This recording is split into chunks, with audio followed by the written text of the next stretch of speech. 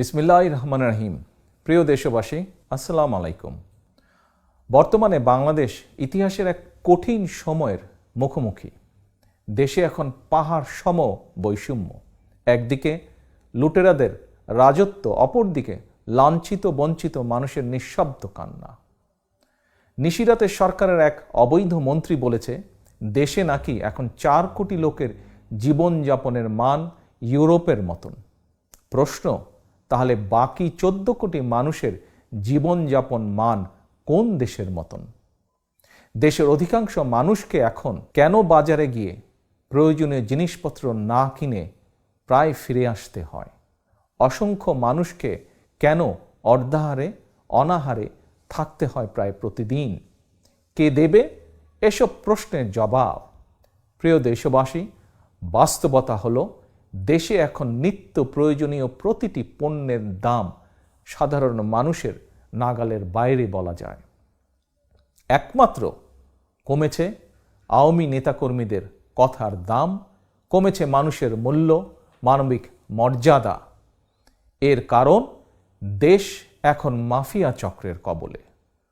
প্রিয় দেশবাসী, মাফিয়া চক্র অবৈধভাবে রাষ্ট্র ক্ষমতা কুক্ষিগত করে রাখতে গিয়ে দেশের প্রতিটি সাংবিধানিক প্রতিষ্ঠানকে নষ্ট বা ধ্বংস করে দিয়েছে। প্রধান বিচারপতি যখন ক্ষমতাসীন দলের ছাত্র সংগঠনের কাছে থেকে ফুলের তোড়া নেয় আর পুলিশের কাছ থেকে সহাস্যে তরবারি উপহার নেয়, তখন আর বুঝতে বাকি থাকে না রাষ্ট্রের সাংবিধানিক প্রতিষ্ঠানগুলো শুধু নষ্টই হয়ে যায়নি, এখন পচে দুর্গন্ধ ছড়াতে শুরু করেছে।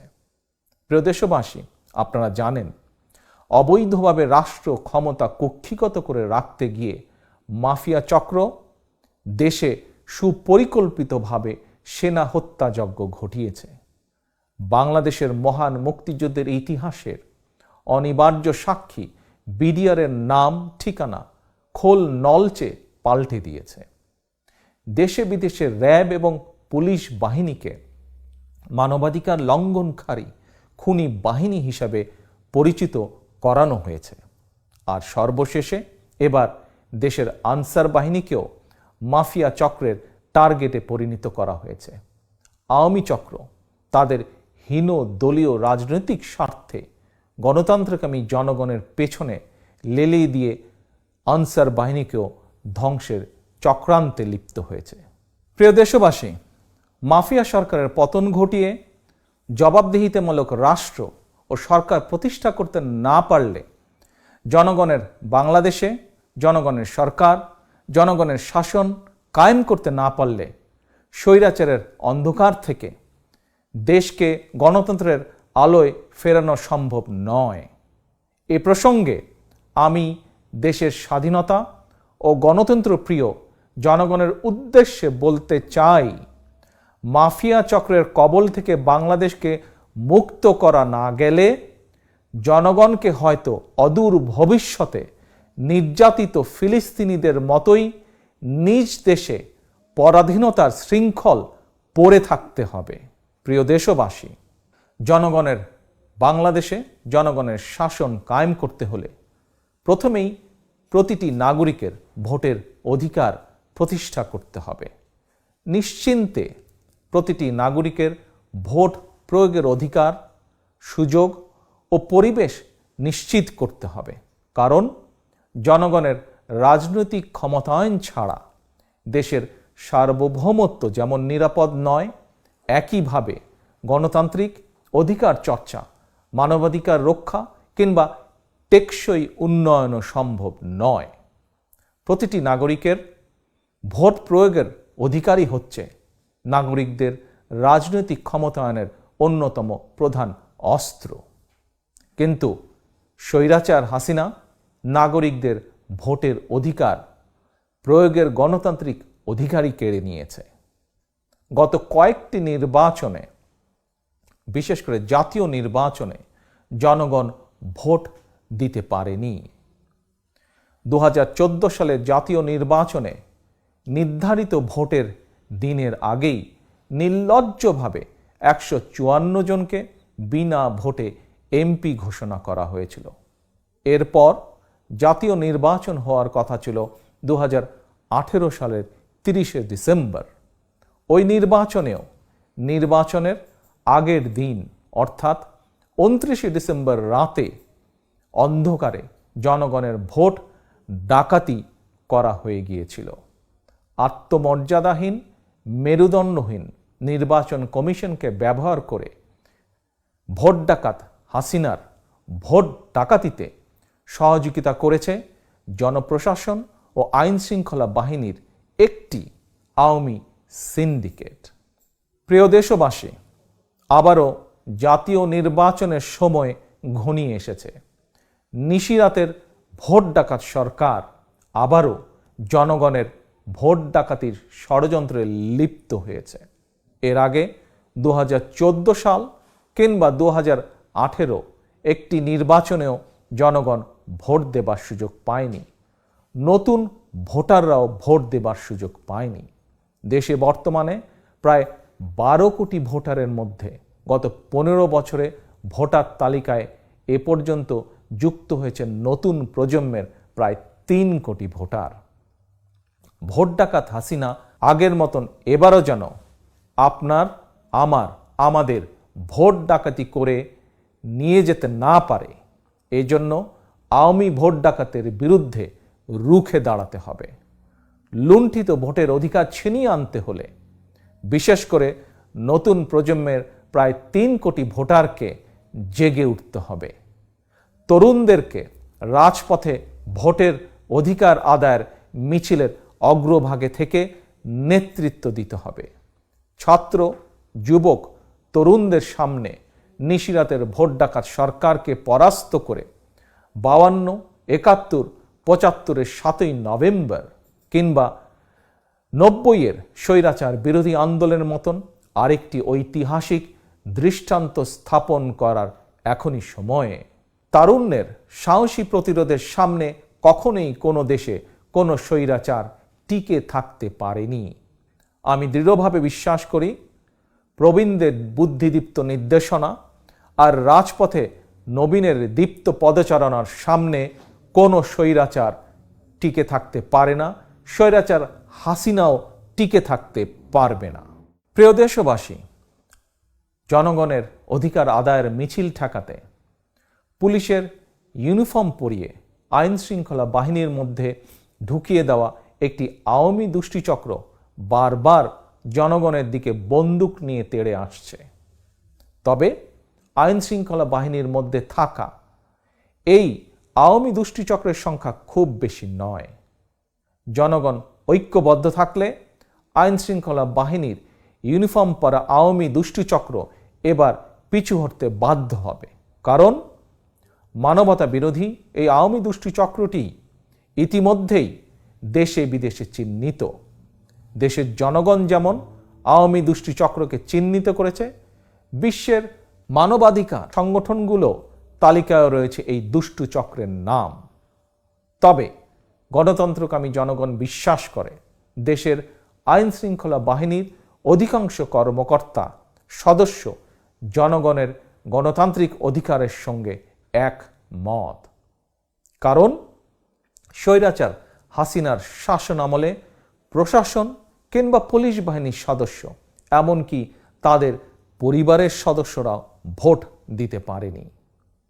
জনগণের লুণ্ঠিত ভোটের অধিকার প্রতিষ্ঠার জন্য বিএনপি রাজধানী সহ সারা দেশে শান্তিপূর্ণভাবে অসংখ্য মিছিল সমাবেশ করেছে। ভোটের অধিকার আদায়ের দাবিতে মিছিল সমাবেশ কোনো অপরাধ নয়, বরং ভোটের অধিকার দাবি আদায়ের মিছিলে বাধা দেওয়া অপরাধ।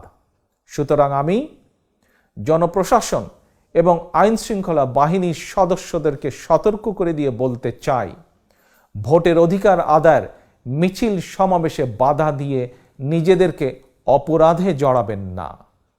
গণতান্ত্রিকামী জনগণ সন্ত্রাস, সহিংসতায় বিশ্বাস করে না। তবে আক্রান্ত হলে গণতান্ত্রিকামী জনগণের আত্মরক্ষার অধিকার রয়েছে।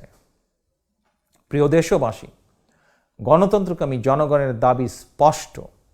বর্তমান নিশিরাতের ভোট ডাকাত সরকার, সংসদ, মেরুদণ্ডহীন নির্বাচন কমিশন এবং দলীয় প্রশাসন বহাল রেখে সুষ্ঠু ও নিরপেক্ষ নির্বাচন সম্ভব নয়।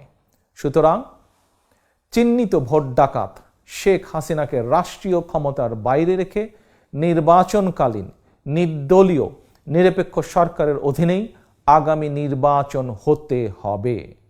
সুষ্ঠু এবং নিরপেক্ষ নির্বাচনের স্বার্থে এই মুহূর্তে দেশে গণতন্ত্রকামী জনগণের দফা 1, দাবি 1 শেখ হাসিনার পদত্যাগ। প্রিয় দেশবাসী, দাবি আদায় আগামী 28শে অক্টোবর রাজধানী ঢাকায় মহাসমাবেশের ডাক দিয়েছে বিএনপি। এই সমাবেশ সারা দেশের ভোটারদের মহাসমাবেশ। এই সমাবেশ দেশের গণতান্ত্রিকামী প্রতিটি রাজনৈতিক দলের সক্রিয় সমর্থন ও সহযোগিতা রয়েছে। এই সমাবেশের প্রতি বিশ্বের সকল গণতান্ত্রিক শক্তিরও নৈতিক সমর্থন রয়েছে। প্রিয় দেশবাসী, এই সমাবেশ 12 কোটি ভোটারের লুণ্ঠিত ভোটের অধিকার ছিনিয়ে আনার সমাবেশ। দুর্নীতিবাজ, লুটেরা, টাকা পাচারকারী, গুম, খুন, অপহরণকারীদের বিরুদ্ধে রুখে দাঁড়ানোর সমাবেশ এটি। দেশের প্রতিটি সাংবিধানিক এবং বিধিবদ্ধ প্রতিষ্ঠান ও প্রশাসন দলীয়করণ মুক্ত করার সমাবেশ এটি। দেশের কোটি কোটি কৃষক, শ্রমিক, মেহনতি মানুষের জন্য প্রতিদিন 3 বেলা খাবার নিশ্চিত করার সমাবেশ এই সমাবেশ। সাংবাদিক, কলামিস্ট, বুদ্ধিজীবীদের মত প্রকাশের স্বাধীনতা নিশ্চিত করার সমাবেশ। এই সমাবেশ দলমত, ধর্ম নির্বিশেষে প্রতিটি মানুষের জন্য দেশকে নিরাপদ করার সমাবেশ। ক্ষুদ্র ব্যবসায়ী, উদ্যোক্তা, বিনিয়োগকারীদের জন্য সন্ত্রাস এবং চাঁদাবাজি মুক্ত পরিবেশ নিশ্চিত করার সমাবেশ এই মহাসমাবেশ। দেশের প্রতি নারী এবং শিশুর জীবনযাত্রা নিশ্চিত নিরাপদ রাখার সমাবেশ 28শে অক্টোবরের মহাসমাবেশ। দেশের সকল ছাত্র, ছাত্রী, তরুণ, তরুণী তথা আগামী প্রজন্মের জন্য একটি নিরাপদ বাংলাদেশ গড়ার সমাবেশ এই 28 তারিখের মহাসমাবেশ। দেশের সকল শ্রেণী পেশার প্রতিটি নাগরিকের মানবিক মর্যাদা প্রতিষ্ঠার সমাবেশ। সর্বোপরি এই মহাসমাবেশ দেশে মুক্তিযুদ্ধের মূল মন্ত্র সাম্য, মানবিক মর্যাদা, সামাজিক সুবিচার প্রতিষ্ঠার সমাবেশ এই মহাসমাবেশ। সুতরাং একটি গণতান্ত্রিক মানবিক বাংলাদেশ গড়ার লক্ষ্যে এই মহাসমাবেশকে সফল করার কোনো বিকল্প নেই। সুতরাং বাংলাদেশের পক্ষের শক্তি, গণতন্ত্রের পক্ষের শক্তি, কৃষক, শ্রমিক, তরুণ, যুবক, ছাত্র, শিক্ষক তথা সকল শ্রেণীর পেশার সকল মানুষের প্রতি আমার আহ্বান, আপনারা 28শে অক্টোবরের মহাসমাবেশে ঐক্যবদ্ধভাবে দলে দলে যোগ দিন। প্রিয় দেশবাসী, শপথ নিন, দাবি আদায় না হওয়া পর্যন্ত এই আন্দোলন থামবে না। আগামী 28শে অক্টোবরের মহাসমাবেশের কর্মসূচি দাবি আদায় চূড়ান্ত আন্দোলনের মহাযাত্রায় ভোট ডাকাত শেখ হাসিনার বিরুদ্ধে ধারাবাহিক কর্মসূচির শেষের শুরু। গণতান্ত্রিক আমি, প্রিয় জনগণ, এবার আমি সারা দেশে আমার দলের সর্বস্তরের নেতাকর্মীদের উদ্দেশ্যে বলতে চাই, শত জেল, জুলুম, নির্যাতন, নিপীড়ন উপেক্ষা করেও দেশে গণতান্ত্রিক প্রতিষ্ঠার ঐতিহাসিক দায় থেকেই বিএনপি চলমান আন্দোলনের নেতৃত্ব দিচ্ছে। কারণ বাংলাদেশে যতবার গণতন্ত্র হত্যার চেষ্টা করা হয়েছে, প্রতিবারই গণতন্ত্র পুনর্জীবিত কিংবা গণতন্ত্র পুনঃপ্রতিষ্ঠায় বিএনপি নেতৃত্ব দিয়েছে। বিএনপির প্রতিষ্ঠাতা, স্বাধীনতার ঘোষক জিয়া স্বাধীন বাংলাদেশে গণতন্ত্র পুনর্জীবিত করেছিলেন। Mother of democracy Begum Khaleda জিয়ার নেতৃত্বে বাংলাদেশে গণতন্ত্র প্রাতিষ্ঠানিক রূপ পেয়েছিল। গণতন্ত্র বিকশিত হয়েছিল। একইভাবে গণতন্ত্রকামী সকল রাজনৈতিক দল এবং জনগণকে সঙ্গে নিয়ে আবারও দেশে গুম হয়ে যাওয়া গণতন্ত্র, মানবাধিকার, ভোটের অধিকার আদায়ের চলমান আন্দোলনে বিএনপি রাজপথে রয়েছে। এই আন্দোলন বানচাল করতে মরিয়া হয়ে উঠেছে শেখ হাসিনার মাফিয়া চক্র। তারা গণগ্রেফতার শুরু করেছে। বিএনপির নেতাকর্মীরা গ্রেফতার নির্যাতনে ভয় পায় না। ভয় পায় না বলেই আওয়ামী ফ্যাসিবাদী চক্রের রক্তচক্ষু উপেক্ষা করে বিএনপি সহ প্রতিটি আন্দোলনরত রাজনৈতিক দলের সমাবেশে লক্ষ লক্ষ জনগণের উপস্থিতি অব্যাহত রয়েছে। আজ আমি সারা দেশে আমার সর্বস্তরের নেতা কর্মী, বিশেষ করে গায়েবী মামলার শিকার প্রায় 43 লক্ষ নেতাকর্মীর প্রতি একটি নির্দেশনা দিতে চাই। গণতান্ত্রিকামী জনগণ বিজয়ের দ্বার প্রান্তে। সুতরাং আর ঘর থেকে গ্রেফতার বরণ কিংবা মিথ্যে মামলায় আদালতের বারান্দায় ঘুরে সময় ক্ষেপণ না করে এবার চূড়ান্তভাবে ঘুরে দাঁড়ানোর পালা। আর প্রতিবাদ নয়, এবার অসীম সাহস নিয়ে প্রতিরোধ এবং প্রতিহত করার পালা। একজন গ্রেফতার হলে সঙ্গে সঙ্গে আরেকজন নেতৃত্ব নিন, নেতৃত্ব দিন। ওরা আর কতজনকে গ্রেফতার করবে? ওরা কত মানুষকে জেলে পুরবে? 44,000 মানুষের ধারণ ক্ষমতার 68টি কারাগারে এরই মধ্যে লক্ষাধিক মানুষকে কারাবন্দী করে রাখা হয়েছে। গণতন্ত্রকামী মানুষের ভিড়ে কারাগারগুলোতে এক অমানবিক পরিস্থিতির সৃষ্টি হয়েছে।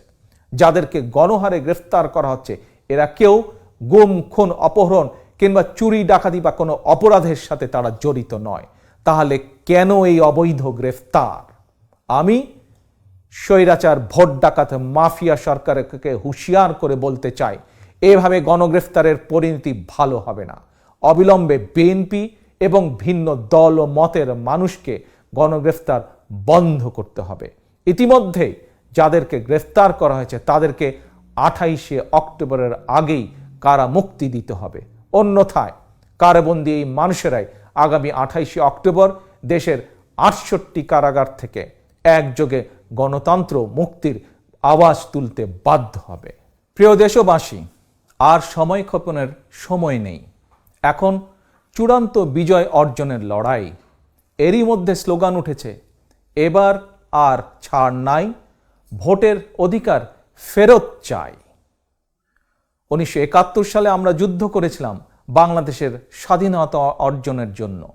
আর আজকের এই আন্দোলন দেশ এবং জনগণের স্বাধীনতা রক্ষার আন্দোলন।